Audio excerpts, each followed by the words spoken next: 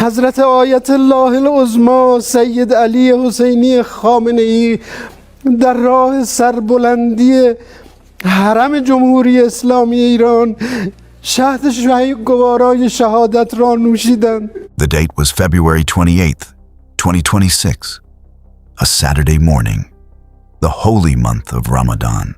Somewhere beneath the streets of Tehran, the most feared, most protected, most hunted man in the Middle East woke up. He prayed. He believed his fortress walls were unbreakable. He believed that decades of power, layers of concrete, rings of armed guards, and the loyalty of an entire military empire had made him untouchable. He was wrong. Because at exactly 9:27 in the morning, the sky over Tehran turned to fire. And by the time the smoke cleared, a 35-year era of iron-fisted rule had ended. Not gradually, not through negotiation, not through revolution, but in a single, shattering morning. Stay with me, because what I am about to tell you is not just a story about one man. It is the story of how the world arrived at this moment, and almost nobody saw it coming. To understand February 28th, 2026, you have to go back to 1979. That year, a revolution shook Iran to its foundation. In his place rose a theocratic republic built on one idea, that a supreme religious leader should hold absolute power. The man who first held that power was Ayatollah Ali Hosseini Khamenei, stepped into a role that would define the next 4 decades of Iranian history. Khamenei was not the obvious choice. He was not the most senior cleric. He was not the most popular. But he was patient, calculating, ruthless. Over time, he built the IRGC, the Islamic Revolutionary Guard Corps, into a parallel military state loyal not to Iran's elected government, but to him personally. He armed Hezbollah in Lebanon, Hamas in Gaza, the Houthis in Yemen, and the Assad regime in Syria, calling this web of armed groups the axis of resistance. For 35 years, Khamenei governed Iran with one message to the world: death to America, death to Israel. And for 35 years, the world mostly watched. But empires built on fear require constant victories to survive. And beginning in 2023, Khamenei's empire started losing. When Hamas launched its attack on Israel on October 7th, 2023, it triggered consequences nobody in Tehran had calculated. Israel's response was total. Hamas was shattered in Gaza. Hezbollah was decimated in Lebanon. Its leader Hassan Nasrallah was assassinated. His replacement Fuad Shukr was also killed. In July 2024, Israel planted a bomb inside a Revolutionary Guard guest house in the heart of Tehran itself, killing Hamas political leader Ismail Haniyeh on Iranian soil. Then in October 2024, Israeli strikes destroyed nearly all of Iran's Russian-supplied S-300 air defense systems. The shield that was supposed to protect Iran from the sky was gone. The axis of resistance was collapsing pillar by pillar. And the man who had called himself untouchable was suddenly, visibly exposed. June 2025, the IAEA, the United Nations nuclear watchdog led by Director General Rafael Mariano Grossi, declared Iran non-compliant with its nuclear obligations for the first time in 20 years. Their report confirmed Iran had amassed enough uranium to produce 9 nuclear warheads. One day later, on June 13th, 2025, Israel launched a massive surprise strike on Iranian nuclear facilities and senior military officials. It was the opening shot of what the world would call the 12-day war. Iran retaliated with over 550 ballistic missiles and more than 1,000 drones. But on June 22nd, America entered the fight directly. US B-2 stealth bombers dropped bunker-buster bombs on the underground nuclear facility at Fordow, buried beneath a mountain near Qom, and also struck Natanz and Isfahan. The crown jewel of Iran's nuclear program was destroyed. A ceasefire came on June 24th, but the damage to Khamenei's myth of invincibility was permanent. A survey afterward revealed that 51% of Iranians believed Israel had won, Only 16% believed Iran had succeeded. For a man who had built his entire authority on the idea of resistance, that was not just a military loss, it was an existential one. And then the people of Iran had had enough.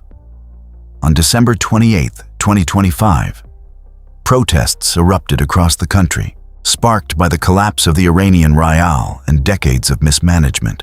But they began with shopkeepers in Tehran's Grand Bazaar going on strike. Within days, the demonstrations had spread to over 100 cities. Students, workers, women, children, chanting one phrase Khamenei feared above all others: death to the dictator. His response was not dialogue, it was massacre. He personally ordered the IRGC and Basij forces to use lethal force on unarmed civilians, snipers on rooftops, machine guns on vehicles, drones deployed against crowds. The deadliest days came on January 8th and 9th, 2026. Death toll estimates ranged from the government's own figure of 3,117 to Iran International's confirmed 6,634. To the human rights activists in Iran's detailed named list of 7,007, to Trump's public figure of 32,000. Bodies documented at the Karazak morgue in Tehran showed gunshot wounds to the head and chest. Over 24,000 people were arrested by January 18th alone, and Khamenei ordered the internet completely shut down to hide the crimes from the world. But the world was already watching. On January 13th, 2026, President Donald Trump told Iranians directly on Truth Social, help is on its way. On January 23rd, he announced a U.S. armada was heading to the Middle East, including the aircraft carrier USS Abraham Lincoln. Behind closed doors, Israeli Prime Minister Benjamin Netanyahu had been pushing Trump toward military action for months. Saudi Crown Prince Mohammed bin Salman was making private calls to the White House. On February 6th, indirect nuclear talks were held in Muscat, Oman, mediated by Omani Foreign Minister Badr bin Hamad al-Busaidi. A third round collapsed in Geneva on February 26th, 2 days before the strikes. Trump had issued a 10-day ultimatum on February 20th. The clock ran out, and intelligence had just revealed something extraordinary. Khamenei himself, along with Iran's most senior military and political leaders, had gathered together in a compound in downtown Tehran, a window that could not be allowed to close, and so it didn't. Saturday, February 28th, 2026, 9:27 a.m. Tehran time. Roughly 200 Israeli fighter jets, the largest military flyover in the history of the Israeli Air Force, crossed into Iranian airspace as part of Operation Roaring Lion. Simultaneously, the United States launched Operation Epic Fury. Then together, they conducted close to 900 strikes using Tomahawk missiles from warships, F-18 and F-35 fighter jets, HIMARS rocket launchers, and for the first time in history, single-use attack drones from Task Force Scorpion Strike. The first wave hit Khamenei's compound in Tehran's Pasteur district, the Presidential Palace, the Ministry of Intelligence, the Ministry of Defense, the National Security Council headquarters, all struck in rapid succession within a single minute. 30 bombs fell on Khamenei's compound alone. Satellite imagery showed the sprawling complex reduced to smoldering rubble. According to Israeli Channel 12 journalist Amit Segal, Khamenei was not inside his designated bunker. He was fatally exposed when the bombs tore through the concrete above him.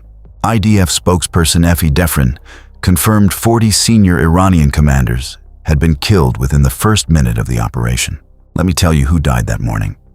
Ali Shamkhani, Khamenei's most trusted advisor and the man who had overseen Iran's nuclear negotiations. Mohammad Pakpour, commander of the IRGC. Aziz Nasirzadeh, Iran's defense minister. Mohammad Shirazi, head of Khamenei's personal military office since 1989. Salah Assadi, Iran's intelligence chief for covert operations. Hossein Jabal Amilian, head of Iran's primary nuclear weapons development body. Reza Mozaffari Nia, former head of the same organization. On March 1st, General Abdul Rahim Mousavi, Chief of Staff of Iran's armed forces, and former President Mahmoud Ahmadinejad were also confirmed killed. Khamenei's daughter, son-in-law, grandchild, and daughter-in-law were killed in the strike. His wife Mansoureh Khojaste Bagherzadeh died from her injuries on March 2nd. Israeli Ambassador Yetil Leiter personally confirmed the Supreme Leader's death to U.S. officials. In a photograph of Khamenei's body recovered from the rubble was reportedly shown to both Trump and Netanyahu. For hours, the world held its breath. Iranian Foreign Minister Abbas Araghchi told NBC that Khamenei was still alive, as far as he knew. But late on February 28th, an Israeli official confirmed the body had been found. Shortly before midnight, Trump confirmed it on Truth Social. Early on March 1st, Iranian state media made it official. The Supreme Leader of the Islamic Republic of Iran was dead. 40 days of national mourning were declared, and within hours, the world fractured. In the streets of Tehran, Isfahan, Shiraz, Karaj, Sanandaj, and Kermanshah, videos emerged of ordinary Iranians celebrating, laughing, cheering, setting off fireworks. In southern Iran, a crowd toppled a monument to Islamic Republic founder Ayatollah Ruhollah Khomeini. A man was filmed shouting "Hello, New World" as the statue fell. At the same time, the tens of thousands of mourners flooded Enqilab Square in Tehran and the Imam Reza Shrine in Mashhad, weeping and carrying Khamenei's portrait. The same country, two completely opposite reactions. Vladimir Putin called it a cynical murder. UN Secretary-General Antonio Guterres warned of a grave threat to international peace. Emmanuel Macron, Keir Starmer, and Friedrich Merz issued a joint statement. Pope Francis called for dialogue. China's Wang Yi warned the Middle East could be pushed into a dangerous abyss. Exiled Crown Prince Reza Pahlavi declared the end of the Islamic Republic. MEK leader Maryam Rajavi called it the end of religious tyranny. Iran struck back across 9 countries: Bahrain, Iraq, Jordan, Kuwait, Oman, Qatar, Saudi Arabia, the UAE, and Israel, targeting the U.S. Navy's 5th Fleet headquarters in Bahrain's Jufair district, the Al Udeid Air Base in Qatar, and Saudi Aramco's Ras Tanura oil refinery near Dammam. Hezbollah fired rockets at Haifa. An Iranian missile killed 8 people in Beit Shemesh, west of Jerusalem. 6 U.S. service members were killed. Brent crude surged to $82.37 a barrel. Inside Iran, one question dominated everything: who comes next? On March 1st, an interim leadership council was assembled. President Masoud Pezeshkian, Chief Justice Gholam Hossein Mohseni Aji, Parliament Speaker Mohammad Bagher Ghalibaf, and Guardian Council Representative Ali Reza Arafi. Ali Larijani vowed Iran would not negotiate with the United States. The permanent successor must be chosen by the 88-member Assembly of Experts, a body that could not convene while airstrikes continued overhead. And in the city of Minab in southeastern Iran, a strike hit an elementary girls' school on a Saturday morning. Approximately 180 young children were killed. It was the first day of their school week. They had no idea what was about to happen. Here is what we know for certain.